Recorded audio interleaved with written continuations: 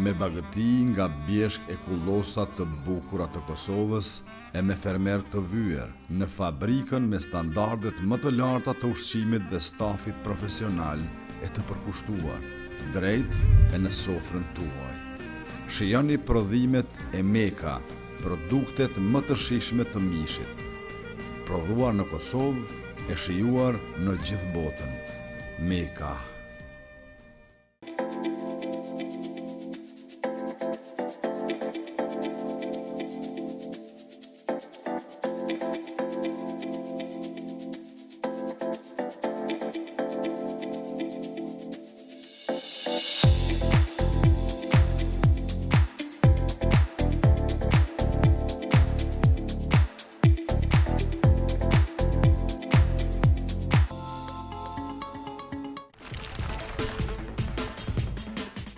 Përshëndetje shikues të nderuar, jemi me edicionin matrit e emisionit në Konak.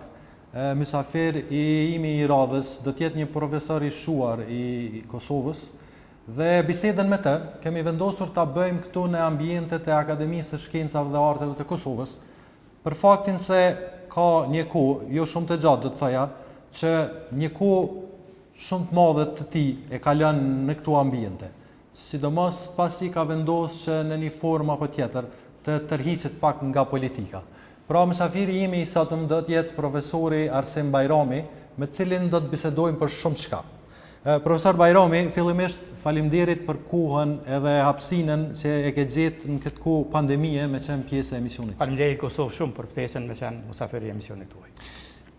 Me që jemi në këtë situatën jo fort zakonshme, pak çuditshme, kohë pandemie, kohë vetë izolimi, do shta kësha fillu paka shumë të kjo.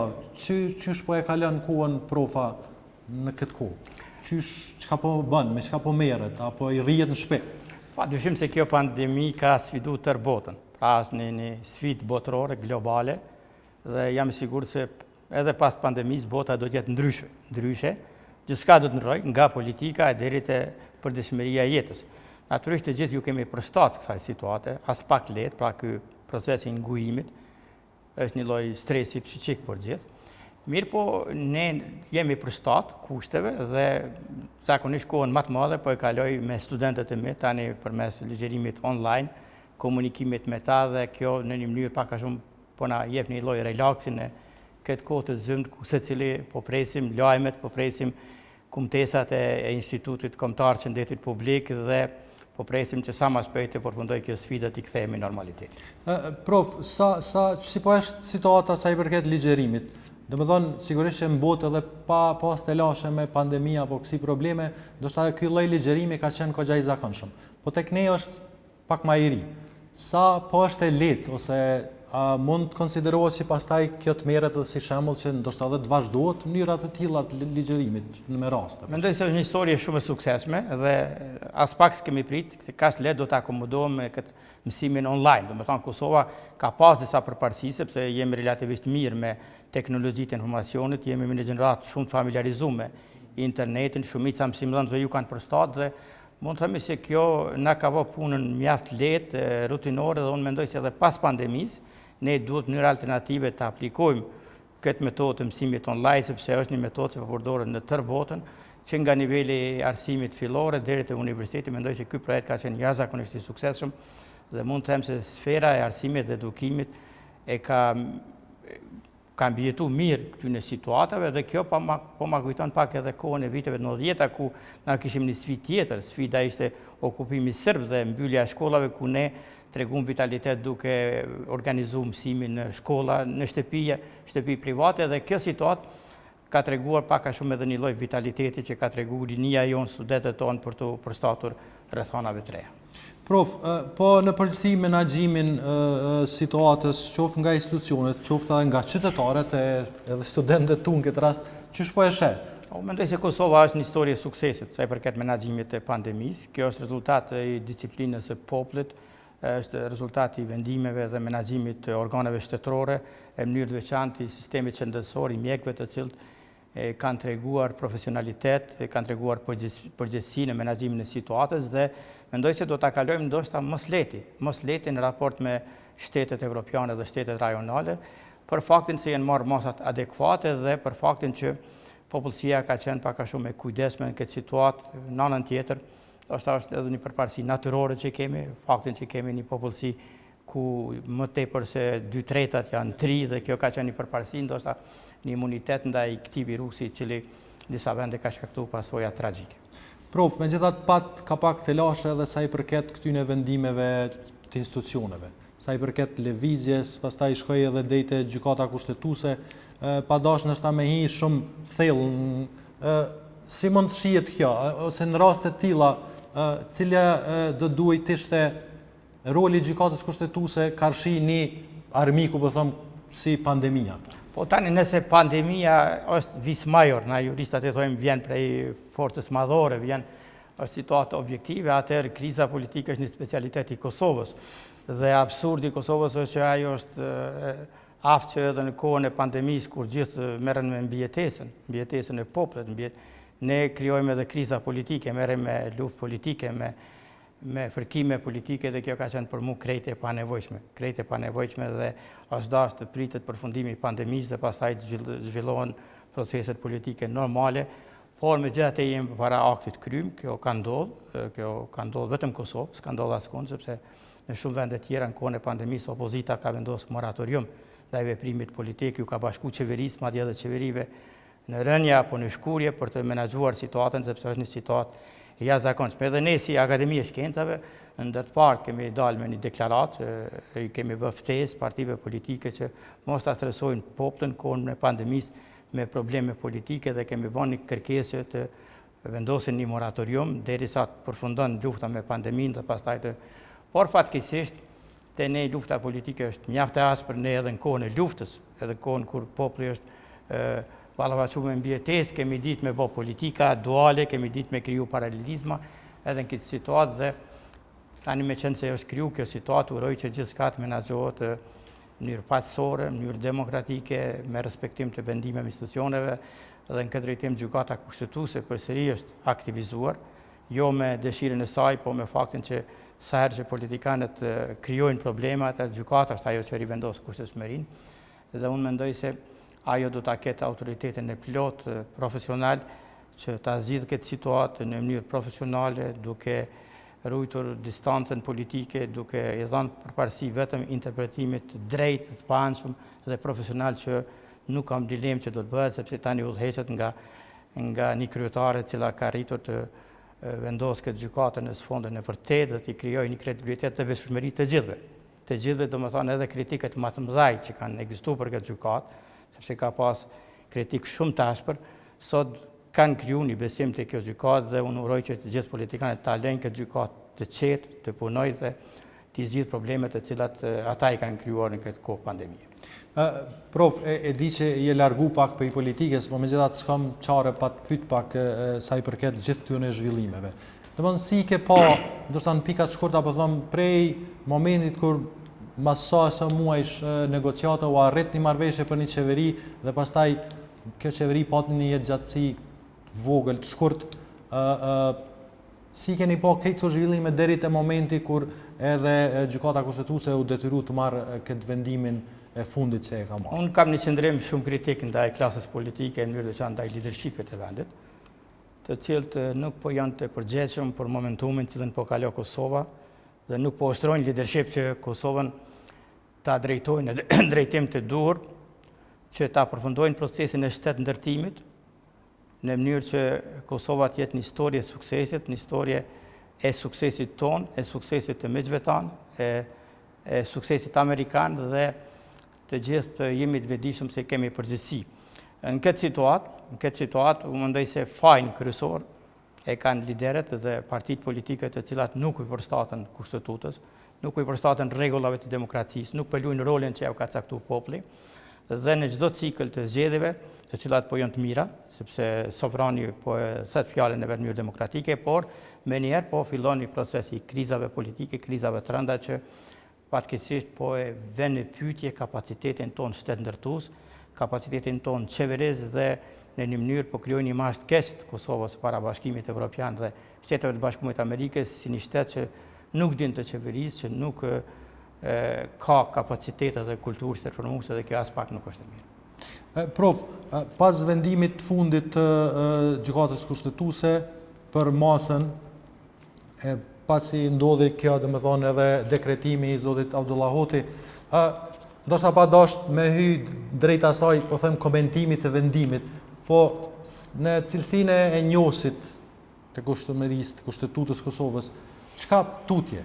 Domethënë, cilat mund të jenë mundësitë e këtij kalimit një telashe të tillë që e ka sot shteti? Tani unë fola në frymën kritike se nuk është dashur marrën këtë situatë, por meqenëse se kemi marrën këtë situatë, tutje ne duhet ta ndjekim logjikën shtetformuese dhe shtetërore, duhet të respektojmë plotësisht jurisdiksionin dhe vendimin e gjykatës kushtetuese, dhe cili do vendimi i kësaj gjykate duhet merret më një herë në zbatim, të jepet fund kësaj krize politike dhe secili të rreshtohet karshi këtij vendimi të gjykatës kushtetuese.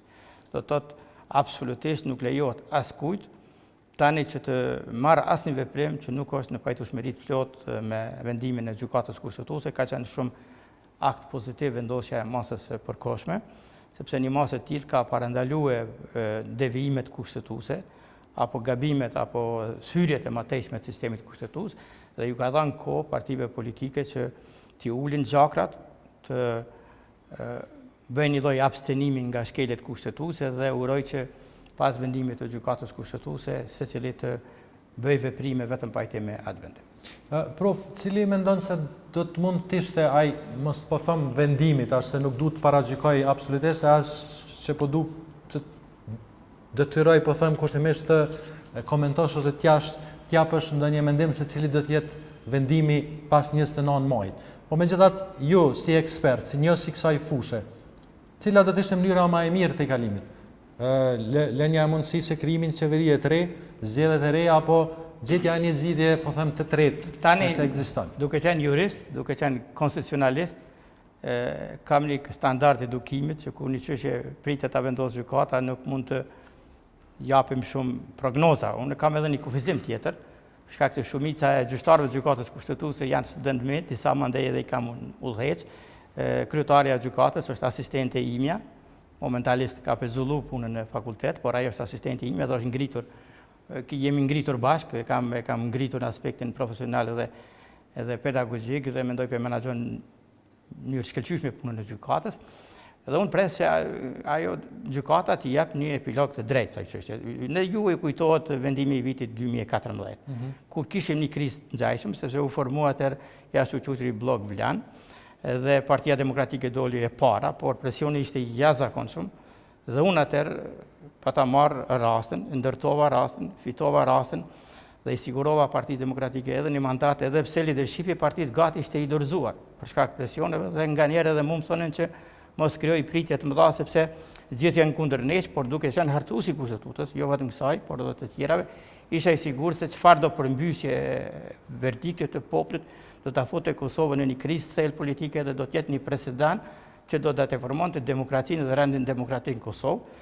Dhe atëherë ai rast u fitu dhe i dha fund asaj krize.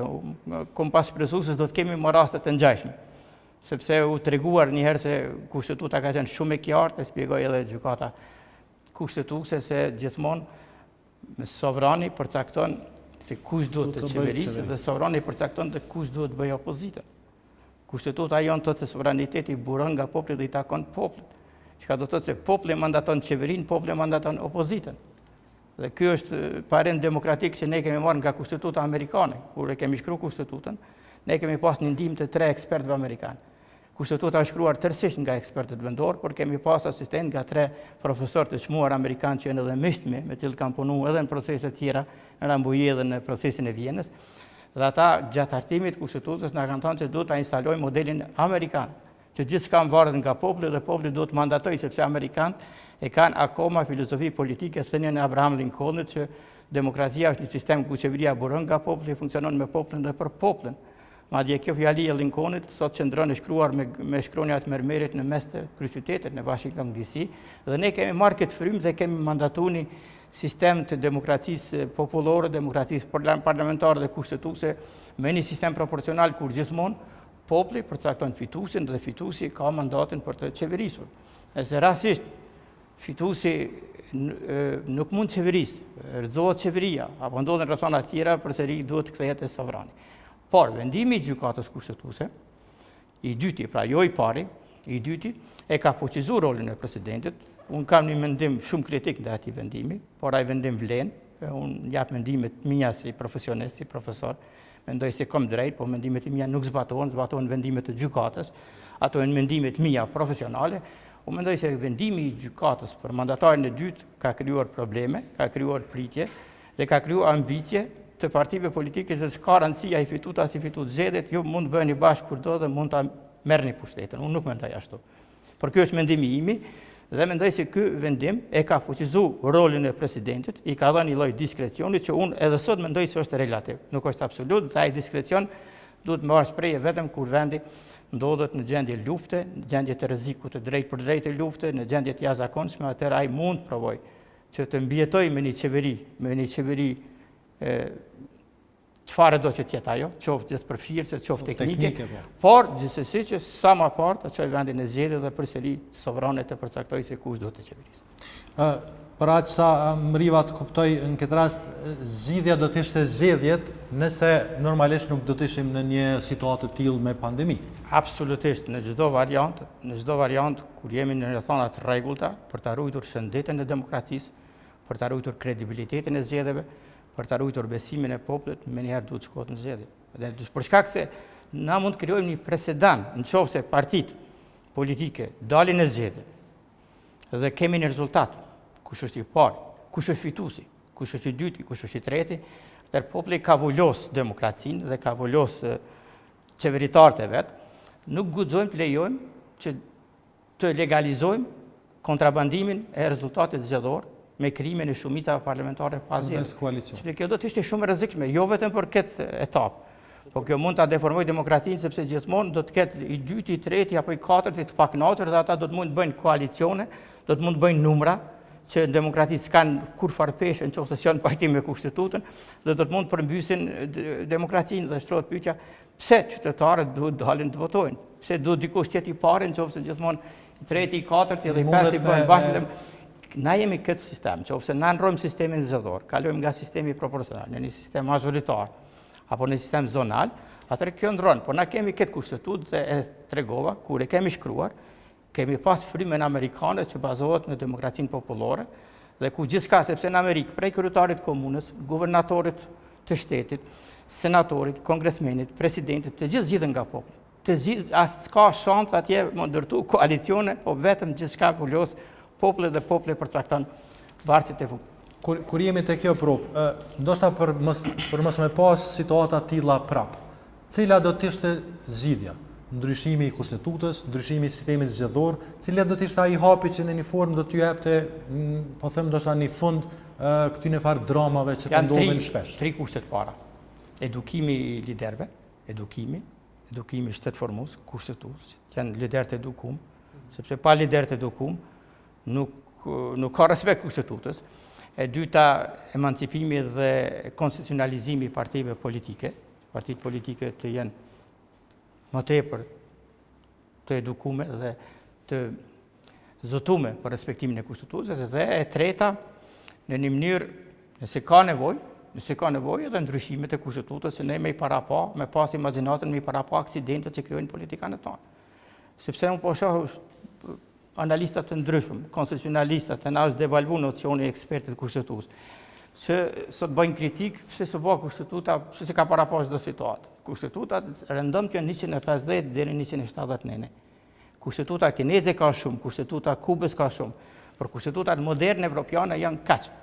Dhe kushtetuta jonë ka ndërtuar një sistem të mirë qeverisjes. Kur e kemi ndërtuar, na e kemi ndërtuar që do të ketë qeverisje të mirë, nuk do të ketë aksidente politike. S'kemi mujt me imagjinu se pas zgjedhjeve do të fillon abuzime me kushtetutë. Domethënë, imagjinata jonë nuk ka qenë që do të krijohen delikte. Por me qenë se kemi këtë klasë politike, atëherë nëse ka konsensus, ne mund të bëjmë ndryshime kushtetuese për situatat që i kemi kriju. Për situatat që veç ne demi kriju, për shembull çka nëse dikush nuk don me marr postën e ministrit, mja precizuar gjithçka sepse po bën që fatkeqësisht po më duhet me thonë ne nuk kemi qenë të denjë për një kushtetutë kaq të avancuar. një kushtetutë kaq liberale, kaq demokratike, është dashur ta kemi një kushtetutë pak më problematike, pak më me elemente postkomuniste se sa një kushtetutë që ne kemi hartuar mbi bazën e respektimit të konventave më të avancuara për drejtat e njerëzit, mbi bazën e një plani të mirë të atisarit që ka bërë kompromise të dobishme për Kosovën, sepse mbas këtij plani edhe është shpall pavarësia, shkruaj deklarata pavarësisë dhe ka lind ky shtet. Prof, sigurisht do të flasim për këto procese pak më vonë, po ajo që du di është tash si duhet veprohet, ndoshta që te kalohet ky vendimi i dytë i gjykatës kushtetuese që në një formë ose tjetër pak a shumë e ka pështjellë edhe pak më shumë këtë farë problemi. Po tani është në panelin e gjyqtarëve të gjykatës kushtetuese që ta zgjidhin rastin që e kanë, nuk është rast i lehtë, që ta zgjidhin, ta analizojnë dhe të vendosin a do të mbeten pranë precedentit të vitit 2014, pra rastit të 2014, apo do ta ndryshojnë, mund edhe me ndryshu, dhe ata do të japin përgjigje kësaj situate. Në përgjithësi kësaj situate duhet përgjigjen në pyetjet që janë parashtruar nga parashtruesit dhe mendoj se do të përgjigjen në mënyrë shumë meritore. Përndryshe kushtetuta ka qenë mjaft e qartë duke thënë që ka 2 radhë të votimit për kryeministër. Rrethi i parë është i pakontestueshëm sepse fituesi edhe s'ka kurrë diskrecioni. Kurse rrethin e dytë ka përdorur shprehjen që një kandidat tjetër në procedurë të njëjtë. Domethënë fjalia në procedurë të njëjtë do të thotë përsëri te partia fituese. Por vetëm jo kandidatë cilët ju ka votuar mocionin me mosbesimit. Vendimi i gjykatës kushtetuese, për cilën unë kam rezerva, e ka fuqizuar presidentin duke i dhënë një lloj diskrecioni që të provojë të krijojë një shumicë tjetër parlamentare dhe po shihni pasojat. Po shihni problemet dhe këto probleme janë vetëm te kjo legislaturë, por do të keni në vazhdimsi. Në vazhdimsi do të ketë precedente. Ky rast nuk do të jetë rast për ta menaxhuar krizën e vitit 2020. Po ky rast nëse jemi me këtë kushtetutë, unë mendoj që do të jemi minimum edhe një kohë gjatë, spaku edhe një dekadë, do të jemi me këtë kushtetutë. Atëherë ky do të përdoret si një lloj precedent gjithmonë për të krijuar probleme dhe për të kontestuar legitimitetin e zgjedhjeve demokratike. Tani unë shpresoj që gjykata kushtetuese do të jep epilog. Jam i sigurt se kanë kapacitete profesionale, kanë ekspertiza. Çështja ka shkuar edhe te Komisioni i Venecias. Edhe Komisioni i Venecias do të kyçet. Ne kemi atje 2 përfaqësues shumë kredibil që janë të Kosovës. Dhe mendoj se ky rast edhe në Komisionin e Venecias do të zgjoni debat shumë interesant sepse e Kosova ka arritur për këto 12 vite shtet ndërtim në Komisionin e Venecias me u bën një rast shumë specifik edhe për faktin se kemi delegu shumë çështje dhe fakti që ne kemi larguar 2 president për shkak vendimeve të gjykatës kushtetuese, do të treguar një lloj kredibiliteti dhe besueshmërie që ka gjykata jonë kushtetuese. Prof, po e përmendet pak a shumë se çfarë duhet bëhet që mos të kemi kështu. Po ndryshimi i sistemit zgjedhor. Ti ke qenë pjesë e asaj fushatës para disa viteve që të ketë me të vërtetë ndryshim të zgjedhjes presidentit dhe sistemit zgjedhor. A mendon se kjo do t'i shunte po them këto telashe? Tu mos pas nevojë me prej kushtetutën. Do ta tregoj një histori pak, kur kemi amandamentuar kushtetutën e Kaçanikut në vitin 1990 me 6 amandamente. Unë bashkë me kolegun Lazim Saliu, një jurist i mirë, kemi bërë ato 6 amandamente. Ne për herë të parë kemi aplikuar zgjedhjen e drejtë për drejt presidentit. Pra kur u shkru kushtetuta e Kaçanikut, në kushtetutë parlamenti e zgjidhte presidentin. Por më vonë duke pa praktikën e gjitha vendeve tjera, të Slovenisë, Kroacisë dhe vendeve tjera, ne në notën niqën kemi përgatitur 6 amandamente, njëri prej tyre ka paraqit që presidenti i Kosovës të zgjidhte drejt për nga populli. Dhe presidenti Ibrahim Rugova 2 herë zgjedhën nga populli, drejt për drejt. Edhe është votuar edhe në kushte të okupimit. Nëse atëherë kemi shumë kushte të okupimit. 2 herë me zgjedh, pse s'mujm tani dhe unë kam avoku vazhdimisht. Edhe kur e kemi shkruajtur kornizën kushtetuese, madje edhe në Rambuje kam propozuar zgjedhjen e drejtë për drejt presidentit. Edhe kur e shkruaj kushtetuta, apo gati kam qenë zëri vetmuar sepse ka pas shumë kundërshtar, duke menduar se me zgjedhjen e drejtë për drejtë ne forcojmë presidentin, që s'është as pak gabim lajthitje profesionale. Sepse presidenti i Kosovës hiç pa e zgjedhur drejt për drejt është shumë i fuqishëm me kushtetutë, ka 30 kompetenca, por kjo do ta stabilizonte sistemin politik dhe demokracinë, për shkak se presidenti do të ndaj nga zhvillimet e përditshme politike, do të krijonte një distancë politike, do të marrte një lidhje të drejtë për drejt me popullin, jo me partitë politike dhe do të shtojë kredibiliteti. Dhe po shihet tani që kjo reformë padrejtisht është vonuar, dhe kritikët që kanë kritikuar më shumë tani kanë ndruar mendimin dhe po thonë se ka qenë zgjidhje domosdoshme që edhe Kosova, sikurse edhe të gjitha vendet tjera të rajonit përjashtuar Shqipërinë, kanë shku drejt një sistemit të zgjedhjes drejt për drejt presidentit. Mendoj se kjo pa ashtu asnjë kompetencë presidentit, madje edhe mund të shkurtojmë kompetenca, sepse ky president ka 2 herë më shumë kompetenca se sa presidenti i Maqedonisë, shumë më shumë se presidenti i Slovenisë dhe Kroacisë i zgjedh populli. Pa ashtu asnjë kompetencë, ne do të mund ta stabilizojmë, sepse edhe nëse krijojmë një qeveri tani, pas vendimit të gjykatës, përsëri kjo krizë politike na riciklon kur zgjidhet presidenti i Republikës Kosovës, ku përsëri vendi mund të shkojë në zgjedhje për shkak të krizës politike. Kështu që zgjedhja e drejtë për drejtë e presidentit, edhe pse vonuar do ta stabilizonte sistemin politik dhe s'ka asnjë rrezik që do ta çonte vendin drejt një sistemi gjysmë presidencial. Po sa i përket zgjedhjeve parlamentare, a do të ndihmonte nëse ndryshon sistemin atë mazhoritar, ku në një formë ne e dimë që tash në Kosovë nuk ka asnjë parti që do ta fitojë shumicën absolute që të bëjë qeveri vet. Që i bie që jem në shumicën e rasteve jenë varur prej koalicioneve të mundshme. Do të thonë, nëse shkojmë me sistem tjetër elektoral, a do të ndihmonte që kjo krizë mos përsëritej, po them? Reforma zgjedhore është një çështje kushtetuese, sepse kushtetuta ka përcaktuar këtë sistem, pra sistem me lista të hapura, sistem proporcional me një zonë të vetme zgjedhore. Dhe nëse ka një vullnet politik, ne shumë lehtë mund të kalojmë në një sistem të kombinuar, ku 60 deputet zgjidhen me mazhorancë, 30 pjesa tjetër shkojnë në sistem proporcional dhe kemi edhe 20 vende të garantuara dhe kjo do të mundsonte që zvoglojë numri i partive politike dhe do të siguronte një shumicë më stabile qeverise. Kështu që tani është vonë sepse këto reforma duhet bën në kohë të qetë, në kohë stabile, në kohë duhet bën për legjislaturën e ardhshme, jo për këtë legjislaturë sipas standardeve ndërkombëtare. Po fatkeqësisht partitë politike nga pas lufta e mbajnë pezull reformën zgjedhore. Keni pa dhe kritikat që kanë ardhur prej Komisionit Qendror Zgjedhor që menaxhon dhe administron zgjedhjet, dhe pothuajse gjitha partitë politike pajtohen që ky sistem nuk është ideal, por refuzojnë të hinë një reforme substanciale që ndoshta mund të zvoglonte edhe këto problemet e krizave politike. Prof, po e lajm pak tash punën e kushtetutshmërisë së gjykatës, po duhet të pyet pse vendose me u largu prej politikës. Tani unë kam hyrë në politikën në vitin 90 pra, kur ka filluar procesi i shtetëndërtimit, dhe edhe pse jo më i vjetri por nga mosha, mund të themi se kam marrë pjesë në çdo proces të shtetëndërtimit. Gjitha proceset e shtetëndërtimit nga 90 deri tash kam qenë ose bashk pjesëmarrës, dikun protagonist, dikun edhe autori vetëm, po nisi me deklaratën kushtetuese të dy korrikut, që është hartuar nga Akademi Gazmend Zajmi, edhe ku ka dhënë një kontribut edhe Akademia e Shkencave. Unë kam qenë asoko asistent i profesor Zajmit dhe kam asistuar bashkë me deputetin Ramadan Kelmendi dhe deputetët e tjerë në tekstin final të deklaratës. Pastaj unë përfshi me kushtetutën e Kaçanikut ku kam bërë amandamente, pastaj kam kriju shoqatën e pavarur të juristëve me akademik Esat Stavelesen dhe Bardul Çaushin, që ka qenë një shoqatë shumë aktive, dhe pastaj gjatë luftës kam ndihmuar shumë shtabën e përgjithshëm të UÇK-s, drejtorinë politike në çështjet e negociatave, dokumentet e para që ka pruar ambasadori Chris Hill kam bërë ekspertizën dhe kam sugjeruar që t'i refuzojnë për një autonomi. Kam ndihmuar shumë UÇK-n me punë profesionale dhe pastaj në Rambuje kam pas një rol krucial si ekspert kryesor. Pas luftës kam hartuar bashkë me profesor Fatmir Sidiun kornizën kushtetuese për vetë qeverisje të përkohshme. Kam themeluar Partinë Demokratike, ajo rreth i ngushtë, pra ajo 10 që e parë e Partisë Demokratike, dhe bashkë me profesor Kuqin kemi qenë intelektualet e parë që ju kemi bashku Partisë Demokratike dhe i kemi dhënë një petk civil Partisë Demokratike që ka qenë një organizatë dalën nga transformimi i UÇK-s.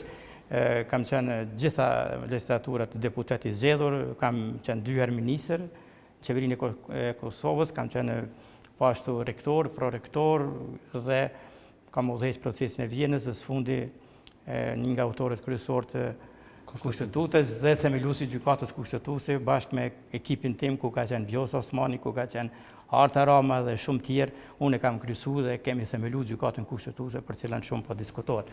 Natyrisht pas 3 dekadash jetës politike, ku kam shërbyer me aspektin profesional, me aspektin edhe të vështrimit kritik dhe me logjikën shtetërformuese, unë para një vjete në konventën e përgjithshme të Partisë Demokratike kam vendosur në mënyrë të dinjitetshme të jap përparësi gjeneratave të reja, të lëshoj rrugë për faktin që vokacioni im nuk ka qenë politika, vokacioni im është mësimdhënia, ku si vjet po bëj 39 vjet mësim, por marrja me politikë për mua ka qenë një obligim në proceset e shtetëndërtimit dhe kam arrit një marrëveshje edhe pse as pak të lehtë, as pak lehtë, sidomos me liderin e tanishëm, zotin Kadri Veseli, që të mirë kuptoj që të bëj një lloj distance politike, sepse kam kriju 3 gjenerata të reja në PDK.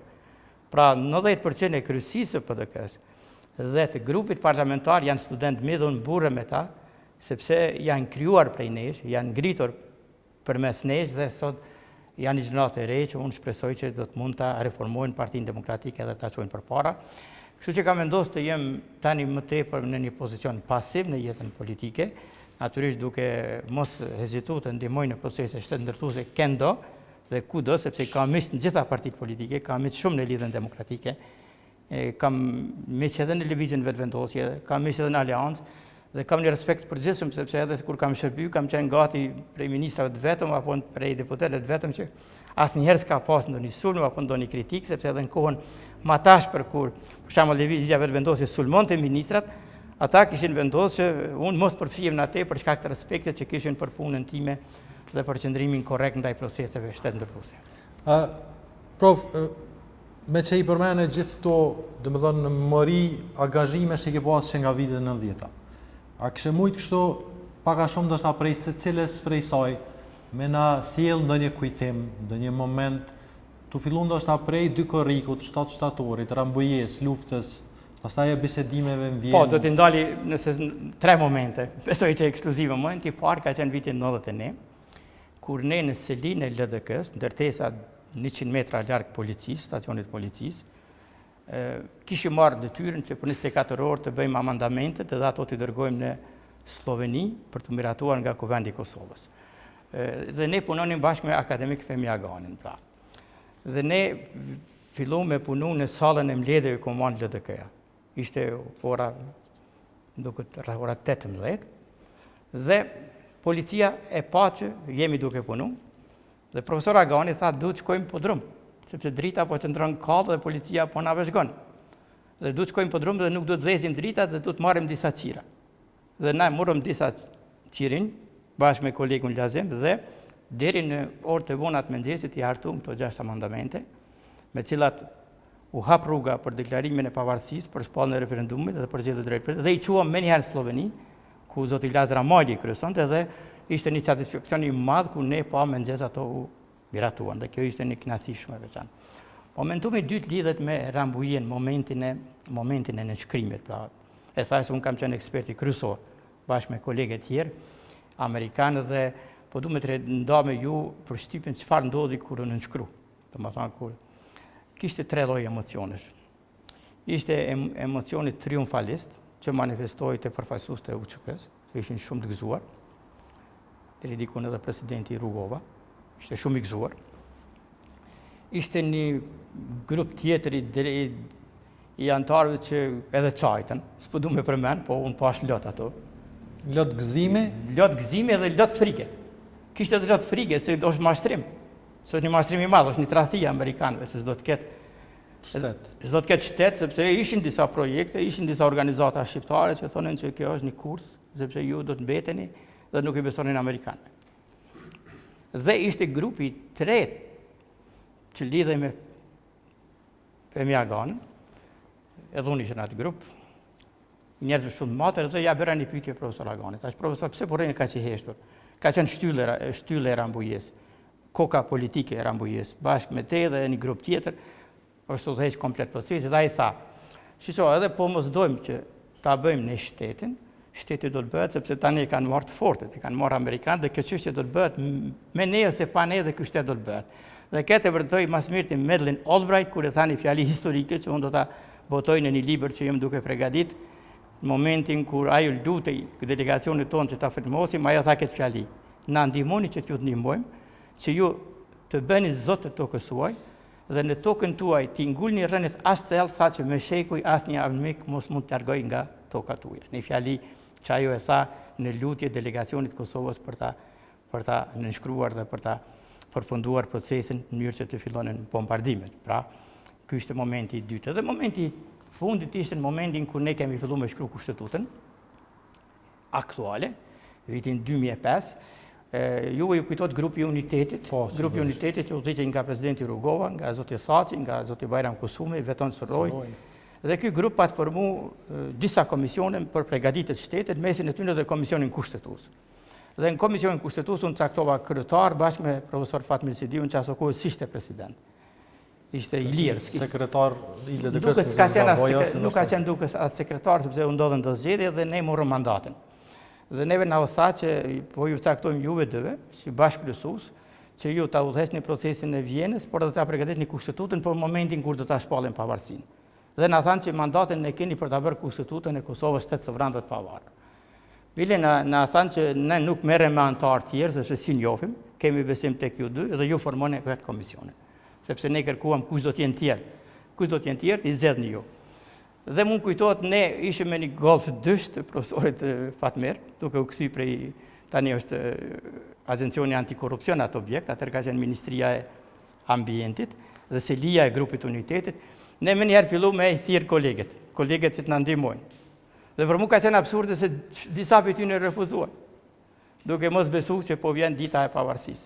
Dhe sot kur i shoh nëpër televizion habitem. Domethënë kur gëzojnë frytet e pavarësisë, por nuk e besonin sepse shumë pak njerëz atëherë përgjigjen pozitivisht, po fillojmë sepse njerëzit thonin që nuk do të jetë procesi i lehtë apo nuk do ndodh, nuk është situata e pastër, kur bëhet situata e pastër kthehen, por ne udhëheqëm këtë proces. Praktikisht në Vjenë bënëm negociata, aty u ndërtu kontura e kushtetutës së re dhe pastaj kushtetuta ishte e gatshme në momentin kur u shpall pavarësia. Janë këto 3 momente që asnjëherë nuk do t'i harroj në jetën time. Po, ndaj moment, prof, në gjithë, po thëmë, këtë përvojë në aspektin politik, ndoshta që ju kanë shumë e rëndë për ju? Shumë e rëndë ka qenë momentin kur unë bëj një telefonat familjarëve të mi gjatë luftës në Drenicë, në momentin kur ne negocionim çdo ditë kishte ka 20 ose 30 të vdekur. Serbia intensifikoi dhunën dhe gjenocidin gjatë kohës sa ishim neve në konferencë. Dhe unë thras dajtemi në shal, që kanë qenë luftarë të çmum, dhe ju thom, ma thoni zërin e luftarit të vërtet, a ta nënshkrujmë apo mund të qëndroni dhe të bëni rezistencë. Dhe më kujtohet fjalia kur ai më tha që ne mund të rezojmë edhe shumë kohë dhe lufta nuk do të mbaroj dhe ne nuk do të gjunizohemi, ne ndoshta do të fitojmë asnjë kohë, por në nënshkruane sepse ne jemi në fund municionit, jemi në fund ushqimeve dhe ky është momenti kur duhet të bëhet kjo kthesë historike gjë që edhe u bë me nënshkrimin e marrëveshjes. Prof, ti përveç në aspektet politike, je shumë kohë edhe në pjesën e mësimdhënies, ligjerimit.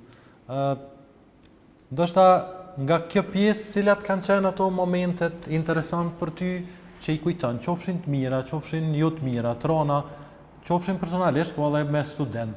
Kujdi, ndoshta ligjerata e parë, ose ndoj moment i ranë ku okupimi, kur është majtë arsimi, mësimi në një furë, në një rrethon këtë tjetër që shumë kush, ndoshta sot, po tha moshat e reja, mujnë mos me imaginu heq. Tani po bëhen 38 vjetë që unë jam mësimdhënës, do më thanë që nga mosha 24 vjeçare jam mësimdhënës, sepse kam qenë student shumë i mirë, kam mbaruar fakultetin për 3 vite, atëherë fakulteti juridike ka qenë shumë i zorshëm, ka qenë 4 vite, dhe më njëherë jam marrë si asistent, sepse atëherë asistentët rekrutoheshin nga profesorët gjatë studime. Ishte një kohë shumë e mirë ku talentet kishin mundësi, dhe më ka ra pastaj që të kem me dhjetra, jo me dhjetra, po mira student, por me dhjetra kandidat të doktoruar, tani më shumë se 40 kandidat nga Kosova, Shqipëria dhe Mazemir, i kam doktoruar, kam qenë mentor, dhe me qindra ministra, deputet, kanë arritë të marrin tituj, dhe për mu ka qenë një satisfakcion. Dhe sot kur i shoh ata, është pak edhe rezultati i punës time, kam një respekt tek studentët, e marrë me shumë përgjegjësi punën me studentët dhe besoni që po bën 39 vite, më shumë se 30.000 studentë kanë kaluar në përdorën time, por kur në jetën time më të voglin problem se kam pas me ta. Kam krijuar më tepër raport moral me ta, respekt moral. Unë punoj në sistem që vetë studenti nuk kërkon të kalojë nëse ai s'është përgatitur për shkak raportit prindor dhe profesional që krijoj me ta, kështu që daj kujtimet më të mira me studentët me dhe mendoj se ky është pasioni im, ky është profesioni im, gjëra tjera janë më tepër ngarkesa që jeta të imponon. Prof, me që i përmene gjithë këto procese, dhe më thonë bashkëpunimit me profesor Aganin, me president Rugova, Ke qenë pjesë shumë zhvillimeve dhe ngjarjeve të rëndësishme qysh në kohën kur profesor Agani, zotë Rugova kanë qenë, po them, bartës të zhvillimeve, por po ashtu ke qenë edhe pjesë e Rambojes, kur në një formës e tjetër, zoti Demaçi e ka pas një rol shumë të rëndësishëm. Ndoshta kisha dashur di cili ka qenë, po them, ai marrëdhënia juaj me zotin Rugova, po edhe me zotin Demaçi në këto periudha. Po flas prej 90-tave deri në përfundim të luftës. Flas për raportin tim me 3 personalitete që kanë qenë në historinë e Kosovës, me zotin Rugova, me zotin Thaçi dhe me zotin Demaçi. Me të tretë kam punu. Kam punu gati nga ditët e para. Ruaj respektin maksimal për presidentin Rugova, për profilin e tij politik, për urtësinë e tij, për pragmatizmin, për largpamësinë e tij, edhe për korreksinë e tij, sepse kam pas shumë kontakte edhe në Rambuje dhe pas Rambujes dhe sa kemi pas biseda, ai gjithmonë për me ka lyp këshilla kushtetuese. Gjithmonë ka thënë ma bjep edhe një kushtetut, sepse si president ai e dinte që duhet mirë ta kuptoj kushtetutën. Mandej si student i Francës, ai ka specializuar në Francë, ai e dinte se çka do të thotë kushtetuta për francezët, që është një akt patriotik. Dhe kam punu me te deri në fund në mënyrë shumë profesionale, duke qenë bashkë edhe në parlamentin, në këshillën e përkohshëm administrativ, si qeveri bashkë me unë mikun, dua me tregu vetëm një batut. Krejtësisht e vërtetë. Këshilli i përkohshëm që udhëheqej nga Kushneri dhe Hakerupi binte rregullore pas luftës, që ishin në formë të ligjeve. Dhe unë atje zëvendësoja Thaçin. Thaçi shkonte, po kur shkonte shkoja unë edhe profesor Kuqi. Dhe në një moment Kushner u drejtu, tha nuk dua të jam mbret në Kosovë edhe të nënshkruaj ligje, po ju përgatitni rregulloret edhe unë i nënshkruaj. Atë Rugova mu drejtu mu. Tha profesor, thash është radhat e ti, sepse ky tha ti bënja gati ky ti nënshkruan. Thash, okej, atër javën e ardhshme do ta bëj rregulloren për ndalimin e piljes së duhanit. Ai pinte duhan. Tha, ajo tha mund të pret edhe na i ditë. S'ke nevojë, s'ke nevojë, mund të pret edhe qeshëm gjithë. Nëse është ashtu, thash, unë po e bi rregulloren për ndalimin e duhanit sepse pije duhani edhe në sallë. Kurse me presidentin Thaçi, nivem nga koha e studimeve, ai ka studiu historinë, ku unë kam mbajt një lëndë pas bërgosjes së profesorit Ukshin Hoti, unë kam mbajt lëndën në sistemi politik me kërkesën e profesorit nga Burgu, kam vazhdu, dhe nivem nga koha kur ai u bë lider studentor, po në mënyrë të veçantë, në mënyrë permanente kam filluar me bashkëpunu me ta gjatë luftës, ku unë kam kryer ekspertiza për to, për aspektet ligjore. Drafti i parë i Christopher Hillit për një autonomi që kishte marrë nga logjika e rezervateve indiane në Amerikë, shteti dhe unë i dhash komenden që ta refuzoj. Në mënyrë të veçantë në Rambuje kam qenë këshilltari i tij kryesor, ku praktikisht ka gjithçka kemi koordinuar dhe ai atu ka filluar ta ndërtoj leadershipin. Bile në një moment i kam thënë se leadershipi nuk është veç autoritet dhe famë, po është edhe detyrim, sepse ai nga 20 intervista u desh kemi dhënë gjatë ditës se si ishte mësuar nga një njeri që kishte nejt më shumë në zona malore, por njëherë u bë figurë qendrore. Pastaj me te kam bashkëtu deri në momentet e fundit, domethënë e kam këshilluar, i kam ndihmuar dhe kam investuar shumë në leadershipin e tij dhe mendoj se ai ka një përvojë të shkëlqyeshme. Një përvojë të shkëlqyeshme, ai ka mësuar edhe prej gabimeve të veta. I kam dhënë këshill që sa më shumë të luaj rol çfarë i takon me kushtetutën, të hjek dorë nga një qasje shumë proaktive si president, që të krijoj një raport me publikun më tepër se sa me partitë politike dhe mendoj se këto këshilla janë jashtëzakonisht të rëndësishme për profilin e tij politik, po ne quaj një lider shumë të rëndësishëm i cili ka dhënë vull gjitha proceseve historike në Kosovë dhe pas vdekjes së Ibrahim Rugovës është personaliteti me ndikim më të madh politik. Sa i përket Adem Demaçit, ajo është një ikonë e kombit shqiptar, një figurë pavdekshme, me cilin shumë kam bashkëpunu, kam pas edhe momentet mos pajtimit ka qenë kur ai ka dalë me projektin Ballkania, dhe kur unë kam hjekdor nga bashkëpunimi me partinë parlamentare, sepse aso kohë unë spajtohesha me atë federatën ballkanike, sepse e quja një projekt pas suksesëm dhe pa të dobishëm, po megjithatë është një figurë e pazavendësueshme dhe një lider moral i shqiptarëve të Kosovës për gjitha periudhat e ardhshme. Duhet pyes edhe diçka sa i përket kohës periudhës, po them shpalljes pavarësisë, ju keni qenë aktiv në atë kohë, përveç në bisedime keni qenë edhe këtu deputet pjesë e qeverisë.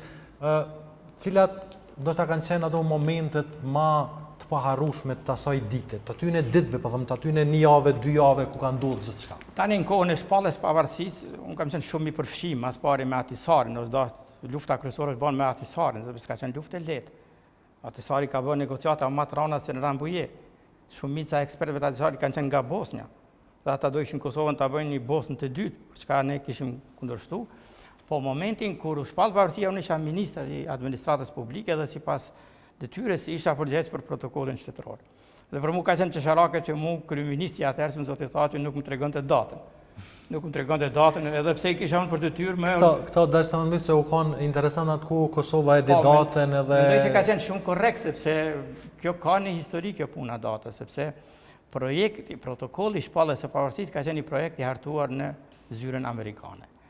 Edhe i koordinuar me grupin e kontaktit dhe ka qenë një projekt që të linë një shtet pa pasoja që të befasojë Kombët e Bashkuara, të befasojnë Serbinë dhe të kalojë pa një luftë, sepse disa dhëna tregonin se ditën kur shpallej pavarësia serb do ta nisën një luftë. Dhe kjo kërkonte nga Thaçi që ta mbante konfidencën absolute edhe ndaj ministrave të tij dhe bashkëpunëtorëve, ose vërtet se na ka tregu pak më herët, po gjithmonë ja pa ta marrin nati pse s'po më tregon, pse unë do të më marr, por kur e kam kuptuar se ai si ka tregu edhe familjarëve të vet, për atë ka marrë atë fjalën, atëherë ka qenë shumë korrekte sepse procesi është menaxhuar në mënyrë të shkëlqyeshëm dhe mendoj se shqiptarët do t'i kujtojnë me dinitet maksimal ato ditë historike të shpalljes pavarësisë ku janë treguar një popull i civilizuar, ku kanë festuar dhe kremtuar në mënyrë mastore dhe ku i kanë qitë serbët në situata të barbarëve, sepse duke mos mund ta ndalen lindjen e një shteti, ata kanë bë akte barbare, siç është djegja e portave kufitare, djegja e ambasadave, dhuna ndaj gazetarëve kështu me radhë, por ai është një moment dhe nuk patëm momente tjera që të befasojmë botën për të mirë, përjashtu sukseset e sportistëve, të artistëve, të këngëtarëve që janë suksese që kanë kriju një imazh jashtëzakonisht pozitiv për Kosovën. Prof, po kthejna prap te kushtetuta pak, po tash duhet të flas sa i përket hartimit kushtetutës, që tash e kemi. Ti ke qenë pjesë e tregove pak a shumë qysh ju ka dhënë roli për tarje, po ndoshta në gjithë këtë proces, çfarë të lashe ka pas? Unë e kam pas edhe profesor Kuçi Muzafir edhe ai ka përmend pak a shumë atë që ka pas të lash ka pak sa i përket terminologjisë që është përdor. Domethënë si ka qenë historia, se sa e ditë ju keni dhënë ndërheqje në, s'po them ndoshta me gjysmë procesit, po dikun ka funi procesi i largë. Tani procesi i shkrimit të kushtetutës ka filluar 2005 dhe ka pas 2 drejtime. Në një anë negociatat me ekipin e Atisarit, juristëve të Atisarit, Badenteri dhe juristë të tjerë, për përmbajtjen e kushtetutës, sepse 1/3 e kushtetutës derivon nga plani i Atisarit, dhe e dyta përgatitjen e tekstit të kushtetutës. Kemi qenë shumë pak fillim. Unë dhe profesor Sidiu, andej profesor Sidiu bo president dhe delegoi Vjosa Osmane në Komisionin Kushtetutës. Mirë po, komisioni u formalizu pastaj nga presidenti, ishte 21 antarës, dhe ne kishim role. Dua t'ju siguroj, sepse po dëgjoj tani debate televizive. Kushtetuta është shkruar nga juristët kosovar, është mbështetur procesi nga 3 juristët eminent amerikanë, është redaktuar bashkë dhe për çdo ne kemi pas diskutime. Për çdo ne na kemi diskutuar. Për shembull, unë kam hartu gati 1/3 e kushtetutës, kam qenë i mandatuar prej komisionit që shkruaj preambulën, dispozitat themelore, dispozitat për gjykatën kushtetuese, dispozitat tranzicionale dhe dispozitat kalimtare. Pra dikun rreth 40 nene. Jam shumë i lumtur që pjesa më e madhe e neneve që kam shkruar s'kam mësuar asnjë ndryshim. Sidomos dispozitat themelore. Pra deri 23 nenet e para ka finesa të vogla, por teksti ka met. Natyrisht unë e kam negociu edhe me ekipin e Atisarit dhe na nuk e kemi shmang planin e Atisarit sepse praktikisht ky plan. Por sfiduese ka qenë shkrimi preambulës dhe meqense edhe profesor Kuçi ka qenë këtë temë, dua të sqaroj se sipas detyrimit të kushtetues, unë kam qenë i caktuar të bëj preambulën e Kushtetutës Kosovës, që është zemra e Kushtetutës, shpirti i Kushtetutës, ku tregohet frymëzimi, arsyeja, dhe unë kisha atër isha kryetar komisioni, edhe kisha disa asistent, kisha bërë një preambul që është tipike për vendet që dalin nga lufta, nga gjenocidi, po e citoj vetëm shkurtimisht, sepse ka pas gjysmëfaqe. Për shembull, nisej ne populli shqiptar i Kosovës, duke qenë falënderues të gjithë dëshmorëve të rënë në luftën e fundit të ushtrisë lindore të Kosovës, duke qenë falënderues ndaj gjithë vërmëtarëve të rezistencës paqësore dhe ushtarake për sakrificën, duke falënderuar NATO-n, Bashkimin Evropian, miratojmë dhe shpallim këtë kushtetutë. është tipike për vendet që dalin nga lufta. Dhe asistenti im, që sot është shef protokolli në zyrën e kryetarës Vjosa Osmani Shaban Selimi, aso kohë e ka shpërnda me gazetar, një verzion pune, akoma i pa miratu në komision, dhe gazeta koaditore e ka votu, dhe ditën e nesërme ka lind një krizë politike, sepse përmenja UÇK-s, përmenja e popullit, përmenja e luftës, përmenja e rezistencës paqësore, ka qenë pranueshme. Ka qenë e papranueshme për faktorin ndërkombëtar, sepse ata donin një kushtetutë për të ardhmen, jo për të kaluarën. Sikur harronin se preambulat lejon një retrospektive së kaluarës, dhe në atë situatë, ata kërkuan që unë ta tërheqi tekstin e preambulës, ta jap një deklaratë që ka qenë gabim votimi, sepse do të shkruhet, që unë kurrë s'kam pranuar. Sepse kam insistuar që kjo ka qenë edhe arsyeja e largimit. Pastaj jam larguar dhe pastaj janë marrë sankcione ndaj Shaban Selimit, i cili është larguar bashkë edhe me disa tjerë dhe më vonë edhe me insistimin tim dhe të ekipit Kelmendit të ndjerës, një personalitetit shuar që ka kontribuar shumë në shëndërtim. Ai është rikthyer, po ju sot mund të shkoni ta intervistoni dhe ta pyetni, sepse pikërisht ai dhe disa të tjerë i kanë ato dokumentet që gjykata kushtetuese nuk pigjën. Ish ministri Skënder Cica, pastaj Shaban Selimi dhe disa Florian Dushi që kanë përbëj sekretarinë e komisionit, kanë marrë procese dhe ata i kanë gjithë ato stenogramet që gjykata kushtetuese nuk po mund mi gjetë, sepse ne nuk kemi punuar në shtëpi private. Komplet kushtetuta është shkruar në ndërtesën e qeverisë Kosovës dhe gjatë gjithë kohës ka pas proces mbajtës, ka pas inqizime dhe procesi ka qenë transparent sepse ka pas edhe përkthim në shumicën e raste. Prof, edhe një ndërhyrje shkurt, ndoshta me që ke qenë pjesë e gjithë shkrimit të kushtetutave në gjithë këto koha, domethënë periudhat caktuar historike të Kosovës, sa i përket deklaratës, me që më herët folën pak për shpalljen. Deklaratën e pavarësisë, keni qenë pjesë e saj? Si ka ndodhur? Domethënë Komisioni kushtetues 21 anëtarë, po në fakt 6 ose 7 kemi qenë hartues, tjerë kanë qenë më tepër përfaqësues partive politike, ka qenë i mandatum për komplet procesin e shëndërtimit, që përfshin kushtetutën, përfshin flamurin, stemën dhe himnin, përfshin edhe deklaratën. Dhe praktikisht ky komision ka bë përzgjedhjen e pamjes së flamurit, himnit, stemës dhe deklaratës. Por deklarata kushtetuese, me qenë se është harmonizuar në detale me shtetet e Kuintit, grupet e Kuintit, pastaj ka kaluar te zyra e kryeministit, i cili ka bërë ato negociatat e orëve të fundit, sepse nga një tekst që ka pas 10 faqe, kemi përfunduar në një tekst në 2 faqe. Për shkak se teksti në çdo presje është dashur të harmonizohet me qendra kryesore, siç është Washingtoni, Brukseli, Parisi, Londra, Berlini dhe shtetet janë siguruar që në deklaratë do të shpallet shteti sipas planit atisarit, do të merren detyrimet ndërkombëtare dhe shteti i Kosovës do të rri besnik deklarimit të tij dhe konsultat e fundit i kanë bërë njerëzit e kryeministit, pra këshilltarët e kryeministit, ato të momenteve të fundit, derisa teksti ka përfunduar nga 1 orë ose gjysore para se të shpallej kur edhe është sjell në kuvendin e Kosovës. Prof, kisha dashur tash me kalu pak, po them në fillimin e emisionit që në një situatë ndoshta normale, edhe me ato do të filloni. Do të kaloja pak tek fëminia juaj, rinia juaj, deri te periudha kur ju keni filluar studimet. Ju vini nga Lipjani, një pjesë të madhe të jetës, për mos të them pjesën ndoshta më të madhe keni kaluar në Prishtinë. Megjithatë, ku e ka atë konakun më për zemërt profesor? Unë rrjedhej prej një familje të varfër, intelektuale. Baba im ka qenë mësues imi, i vllaut. Domethënë ju e dini atë idealizmin e mësuesve, ku mësuesi atëherë ka qenë edhe një idol për çdo kënd.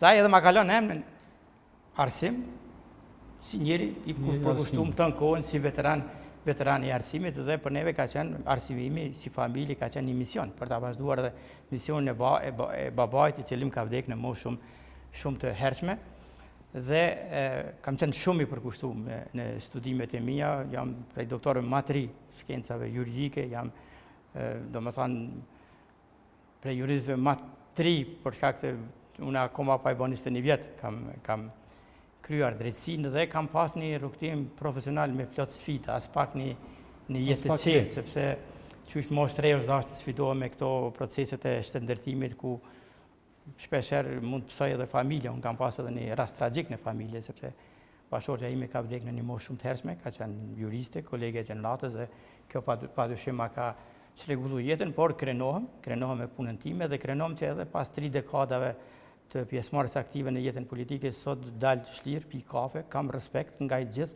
fëmijët e mi shkojnë shkollë, shkojnë studime, shkojnë punë, të lirë, pa ndonjë bërje me gisht që ç'është ka bani baba yt, sepse politika është edhe profesion i rrezikshëm.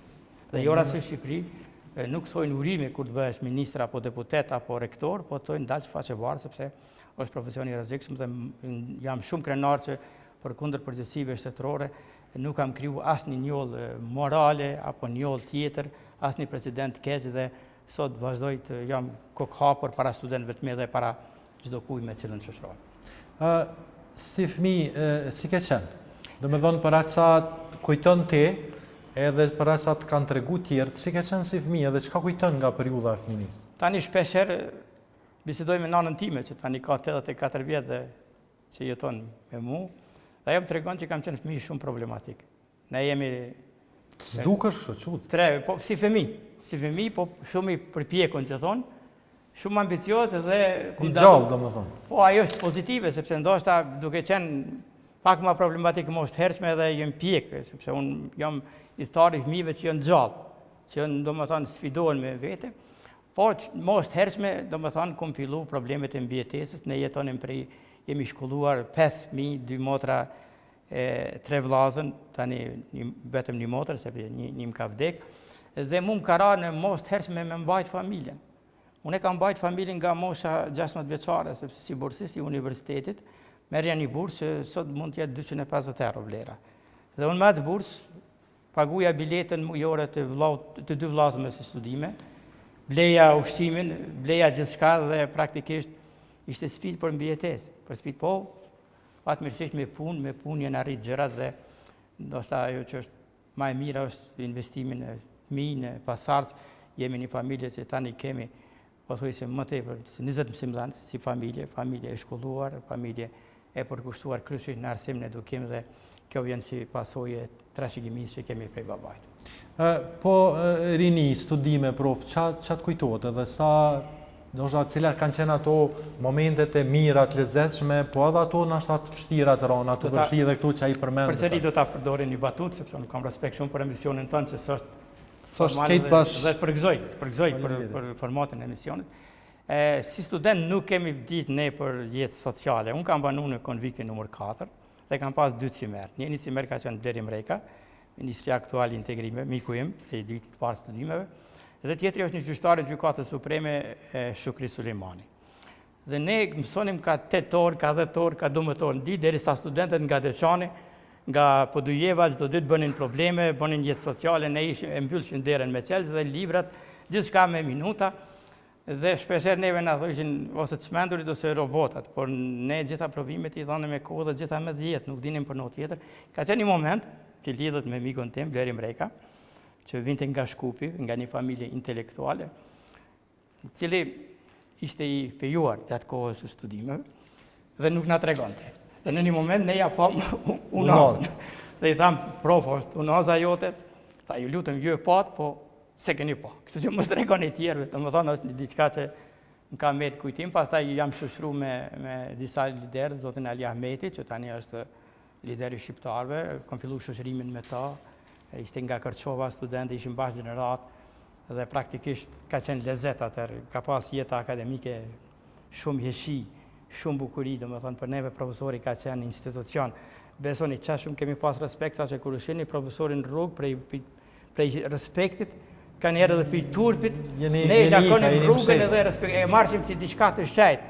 Dhe sot ajo është thy, dhe domethënë është keq është thy, sepse ajo është një kohë e renesancës. Unë jam student i viteve 7-9, pjesëmarrës aktiv i demonstratave, është kohë e revolucionit kulturor, një emancipimit kulturor dhe ato vite kanë jetë vite të arta, sepse ato vite krijuan një armat të intelektualëve, të studentëve, krijuan kushtet që Kosova nesër të jetë shtet dhe besoj se gjithçka duhet niset nga ajo kohë, nga koha pas vitit 81 ku praktikisht filloi procesi i përgatitjes për shtetëndërtim. Prof, e thatë që ju prindin e keni pas mësues dhe ai ka qenë një formë se tjetër një farë idoli juaj sa i përket kësaj, po gjatë studimeve kush prej profesorëve të asaj kohe kanë qenë kështu që ku e di, ndoshta me mënyrën e ligjerimit, me marrëdhëniet që i keni pas, tu pas parasysh edhe këtë distancën që u dash ta keni me profesorët, kanë qenë më që të kujtonë, që kanë qenë më të kapshëm, më të afërt, Unë kam bashkëpunu shumë me profesor Zajmin, edhe për mua është një personalitet i papërsëritshëm, që mujna me thënë jasërik, një intelektual multidisciplinar, një profesor, një muzikant, një letrar, një artist. Tek pas vdekjes e kom pa trashëgiminë e tij kulturore dhe artistike kur kam shku në banesën e tij për t'i mbledhur gjërat që kanë me dhe për t'i votuar. Kam një përvojë të shkëlqyeshme, një intelektual papërsëritshëm me profesor Esat Stavlecin, me profesor Kurtes Aliun, me gjithë profesorët. Pra, profesorët juridikut kanë qenë intelektualet më të mëdhej asaj kohe, njerëz që kanë pri proceseve dhe gjithçka është varë prej profesorët fakultet juridik.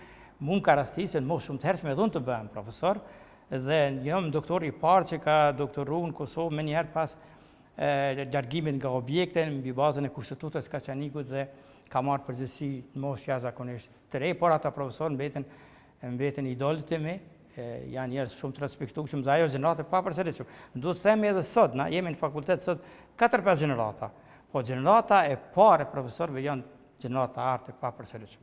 Aty në profesorëve që themeluan universitetin, që themeluan fakultetin, ata janë njerëzit më në ndikim dhe njerëz që kanë krijuar një identitet që fatkeqësisht sot po mundna me përsërit me këto gjeneratat tjera që po vinë tash gjeneratat më të reja. Ka edhe në gjeneratat e reja ekspertë jashtëzakonshëm, por atëherë profesorët nuk kanë qenë vetëm profesor, por kanë qenë pedagog, kanë qenë intelektual, kanë qenë njerëz që kanë krijuar respekt të gjerë shoqëror. Prof, aktualisht me çka po merresh, cilat janë angazhimet tuaja, domethënë Tani duke qenë antar i Akademisë së Shkencave dhe Arteve, unë po punoj me shumë projekte në akademi. Jam duke përgatit librin e tretë prej si mbzedh në akademi, që është një libër ndoshta më sfidues, 3 dekada dhe shëndërtimit Kosovës, po du me një libër me i qitë këtë përvojat e mia. Krejt to shka i folëm, jam duke i vendosur një libër si një lloj memoare, si një lloj kujtese, për treguar se lindja e këtij shteti ka qenë as pak të lehtë dhe për shtuar përgjegjësinë që truhet ky shtet, sepse njerëzit po mendojnë se ky shtet ka ardhur prej atij sarit. Jo, për këtë shtet është luftu me dekada, me shekuj për më ardhur dhe ky shtet është i shejt. Gjithashtu jam antar i rregullt i Akademisë Evropiane, ku jam zgjedhur para 2 vite dhe antar i Asamblesë Përgjithshme dhe udhëheqi Komisionin për akte normative, pra Akademia Evropiane, që është akademia më prestigjioze që ka më shumë se 40 nobelistë. Dhe këtu përfaqësoj Kosovën dhe jam shumë aktiv në komisione. Jam profesor fakultet juridike dhe 5 vite dhe jam mësim po ashtu në kolegjin AB. Këto janë angazhimet e mia, natyrisht në procesin politik nuk jam aktiv. A do të kthehesh? A pritet? Absolutisht jo, por do të ofroj mendimet e mia kritike, sepse edhe në Partinë Demokratike më shumë kam shërbyer si zë kritik, si zë i kritikës së arsyeshme, si zë konstruktiv, si zë që kur s'ka lyp privilegje, po ka kërkuar gjithmonë reformë dhe punë, e nuk kam ambicie të kthehem në jetën politike, por natyrisht do ta këshilloj dhe do ta ndihmoj çdo kun, pa marrë parasysh ngjyrimet politike, do të jem votues i përjetshëm i Partisë Demokratike dhe praktikisht do të kontribuoj tani në jetën akademike dhe shkencore. Prof, fatkeqësisht ju e keni pas një fat që gruaja juaj t'ju lë në një kohë të hershme. Sa problem ka qenë për ty pastaj, po them me fëmijët, me... Po absolutisht nuk është as pak e lehtë dhe nuk do t'ja dëshiroj askund sepse ta ndron jetën. Sepse bashkëshortja ime nuk ka qenë vetëm grua, por ka qenë edhe shok. Nga viti i parë i studimeve kemi qenë bashkë, kemi ndarë gjitha hallet, kjo ta ndron krejt jetën, por nuk është për status rrethonave të reja. Gjithçka është më ndryshe, si do edhe martesa e dytë nuk është si martesa e parë, por çdo kush duhet të sfidohet me jetën dhe kjo është një sfidë që nuk do t'ja dëshiroja asnjë miku tim, sepse krahas angazhimeve në jetën publike e shajt është familja dhe ka njerë familja pëson për shkak angazhimeve pa kujdesis apo lënien pas dorët, sepse mund ka ndodhur ndoshta me mujtë të tëra apo me javë të tërë që mos t'i jem aktiv në Këto desha të pyes marr parasysh gjithë këtë angazhim në kohë domosdoshmë më shumë të hershme. A ke rrimë qenë paktën prindi mirë, a mendon që e ke rrimë? Besoj që krenohem me punën e fëmijëve të mi, pra janë 2 fëmijë që nuk kanë përfituar asgjë nga babai i tyre. S'kan pas kur asnjë pozitë publike shtetërore, s'kan marrë kur asnjë cent prej shtetit, s'kan ardhur me studiu në fakultetin ku jep mësim baba. Ka qenë edhe kërkesë ime, apo ka qenë edhe insistimi bashkëshortës time ndjerë që mos shkoni në juridik, sepse thonë ka shku te baba, sepse fatkeqësisht në fakultetin juridik çdo i dyti mësimdhënës se ka një fëmijë, ose e ka doktoru, ose e ka magjistru, që se quajnë rregull, dhe fëmijët e mi kanë marrë distancë dhe i kanë marrë në distancë, sepse kam dashur të i bëj të aftë që ata të arrijnë gjithçka. Nga vetvetja kanë një edukim jashtëzakonisht mirë, po sfidohen, nuk është lehtë sepse në moshë të re kanë merr pa prind, por sot janë zotë vetvetes dhe për mua kjo është një mburi. Me që tu ka dashtë me qenë në një formë, në pak të një periudhë me qenë, po them, 2 prind. Qysh je ka kuzhina? A je në i farë, morë parasysh edhe si student, tu ka dashtë mu... Jam i përgatitur për situata emergjente. Për situata emergjente mbjetoj, edhe mbjetoj mirë, do më thonë në situata ku më duhet me lujt rolin e kuzhinierit, e luaj kogjo mirë. Nuk jam specialist i mirë, po mbjetoj dhe jo rrallë përgatiti ushqim, për vete, për familjen e vetë, për familjen time, për musafir dhe kam pasion me të drejtën, kam pasion.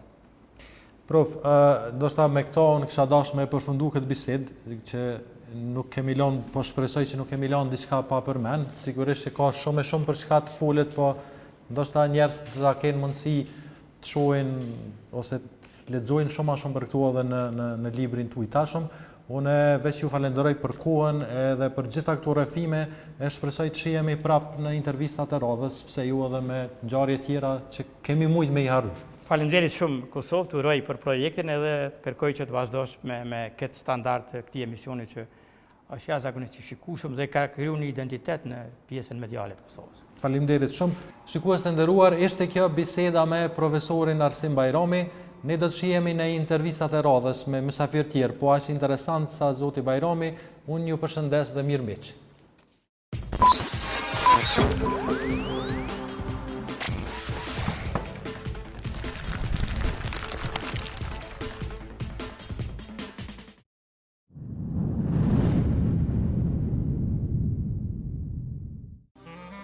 Me bagëti nga bjeshk e kullosat të bukura të Kosovës e me fermer të vyer në fabrikën me standardet më të larta të ushqimit dhe stafit profesional e të përkushtuar, drejt e në sofrën tuaj. Shijoni prodhimet e Meka, produktet më të shijshme të mishit. Prodhuar në Kosovë e shijuar në gjithë botën. Meka.